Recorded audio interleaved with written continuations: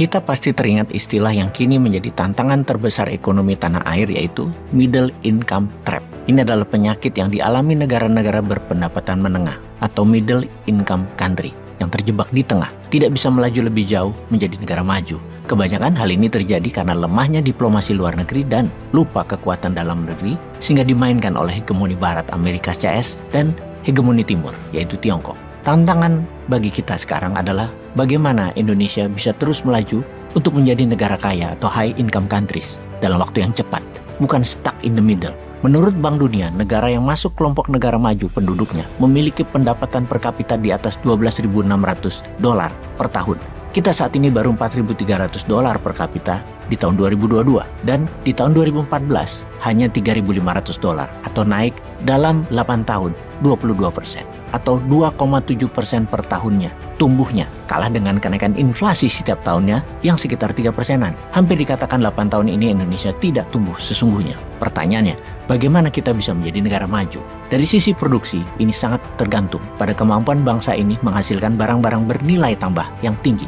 Nah, dalam membangun produk-produk bernilai tambah tinggi inilah brand atau branding menjadi sangat strategis. Bahkan berani Bosman katakan daya survival kita di kancah pasar global ditentukan oleh brand dan branding negara Indonesia. Kenapa brand bisa menciptakan nilai tambah tinggi? Untuk menjelaskannya kita ambil contoh yang gampang. Kopi aja. Kopi yang tak bernilai tambah mungkin dijajakan di warung-warung kopi perempatan gang dengan harga Rp3.000 satu cangkir. Tapi sebaliknya, kopi yang dilabeli tulisan Starbucks dijual di mal-mal pusat kota, harganya lebih dari Rp50.000 secangkir. Apa yang bedakan secangkir kopi di ujung gang dengan kopi Starbucks di mall? Bedanya ada di brand dan branding. Kenapa Starbucks bisa laku demikian mahal? Sampai puluhan kali dari harga kopi biasa, karena Starbucks memiliki apa yang disebut ekuitas merek atau brand equity. Ekuitas merek ini bukannya terbentuk dengan sendirinya, tapi diperjuangkan habis-habisan melalui aktivitas yang disebut brand building. Itulah sesungguhnya kalau hal ini kita bawa ke ranah kenegaraan, Indonesia belum memiliki brand equity yang jelas. Kembali ke bisnis, melalui brand building, Starbucks menambah seabrek manfaat, yaitu value dan benefit dari kopi biasa, sehingga kopi tersebut bernilai tambah tinggi dengan harga premium. Manfaat itu bisa berbentuk manfaat fungsional atau functional benefit berupa rasa kopi yang enak, ada manfaat emosional atau emotional benefit berupa ambience atau suasana gerai yang cool, atau manfaat pencitraan diri atau self-expression benefit berupa perasaan narsis saat konsumen minum kopi di gerai Starbucks dan dilihat orang lain. 3 jenis manfaat yang diberikan itulah membuat harga Starbucks bisa sampai 10 kali lipat dari kopi biasa. Semua itu adalah hasil dari aktivitas yang disebut brand building. Ingat, brand building bukanlah sekedar menyangkutkan tulisan nama di merek atau citra logo atau iklan, tapi keseluruhan manfaat yang diberikan produk kepada konsumen. Propaganda branding bisa menjadi alat ampuh untuk menaikkan nilai tambah produk kita dan meloloskan kita dari middle income trap country tentunya, seperti yang ditunjukkan dalam kasus Starbucks. Maka kemudian agenda besar mengemuka di depan mata kita. Kalau begitu, kenapa tidak seluruh kekayaan komoditas produk kreatif dan keragaman kuliner yang Indonesia punya di branding kayak Starbucks? Departemen apa di pemerintah yang mengurusi branding ini? Menteri Penerangan kah? Menteri Propaganda kah? Kayaknya hanya Kabinet New Mind Indonesia akan mempunyai strategi agar merek Indonesia bisa seperti Amerika membranding negaranya, di mana di setiap film Hollywood harus ada bendera red, white, and blue. Kalau berantem, Amerika harus menang. Heroik. Dan ini semua by design untuk propaganda.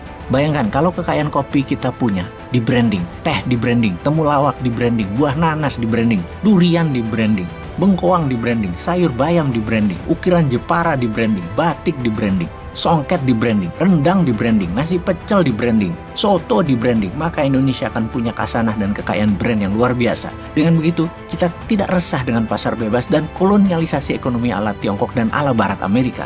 Kalau sampai muncul kesadaran dan kemampuan pejabat negara untuk membranding berbagai potensi produk yang kita punya, maka pasti pengaruhnya akan luar biasa bagi penciptaan kemakmuran negeri ini. Kita bisa melihat ada 3 potensi lokal yang unik yang kita punya dan pas untuk menjadi objek branding. Pertama adalah keragaman komoditi agrikultur, mulai dari kopi, teh, beras, jagung, apel, nanas, durian, juga tentunya kekayaan laut Nusantara. Kedua, produk kreatif berbasis kelokalan Indonesia seperti batik, ukiran Jepara, kerajinan rotan, patung Bali, dan lain sebagainya. Ketiga, kekayaan kuliner seantero Nusantara mulai dari rendang, gudeg, empek-empek, rawon, hingga kerak telur Betawi. Ketika pejabat negara menyadari dan action segera untuk pentingnya secara nasional mempromosikan branding ekuitas ke dunia, maka masyarakat akan bergerak cepat memanfaatkan seluruh potensi komoditas, produk kreatif, dan kekayaan kuliner di berbagai pelosok daerah di Nusantara di branding. Maka itu akan menjadi basis kekuatan ekonomi Indonesia yang luar biasa.